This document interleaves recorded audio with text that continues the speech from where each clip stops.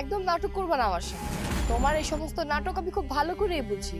এত নাটক করতেছো কেন? হ্যাঁ, গ্রামে যে সয় সম্পত্তি আছে এগুলো সব নিজে একা ভোগ করার জন্য? তুমি কখনো সেটা করতে পারবে না। আমি কেন আসছি লন্ডন থেকে বাংলাদেশে জানো? আমাদের যত সয় সম্পত্তি আছে, বাবা যা আমাদের জন্য রেখে গেছে সেগুলো যেন তুমি একা একা ভোগ না করতে পারো।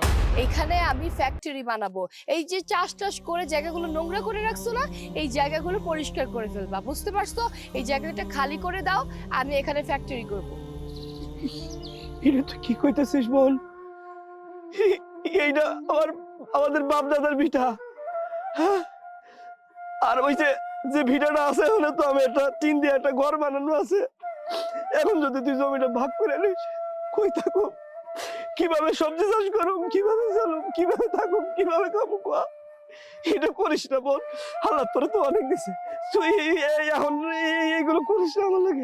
তোর বিদেশে পাঠাইতে যে আমি অনেক টাকা ঋণ হয়ে গেছি। কই তুই যাওয়ানোর পর থেকে তো আমার সাথে কোনো যোগাযোগ করিস না।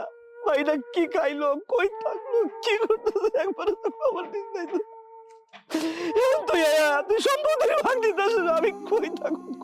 এই শোনো, তোমার এই ন্যাকা কান্না দেখতে না আমার একদম ভাল লাগতেছে না। তুমি একটা কাজ করতে পারো না? তুমি তো খুব ভালো অ্যাক্টিং করতে পারো। তুমি যে যাত্রাপালা হয় না গ্রামে, যাত্রাপালায় যে নাম দাও, অনেক ভালো টাকা ইনকাম করতে পারবে। থাম, তুই অনেক কইছস, আমি না আর সহ্য করতে পারতেছি না, তুই থাম। আরে সমস্যা কি? এত ন্যাকা কান্না কি আছে? হ্যাঁ, এত কিছু আমার কিন্তু ভালো লাগতেছে না। আমি সম্পত্তির ভাগ চাই, আমার সম্পত্তি আমাকে বুঝাই দিতে হবে, ঠিক আছে? আমি এখানে ফ্যাক্টরি বানাবো মানে ফ্যাক্টরি বানাবো।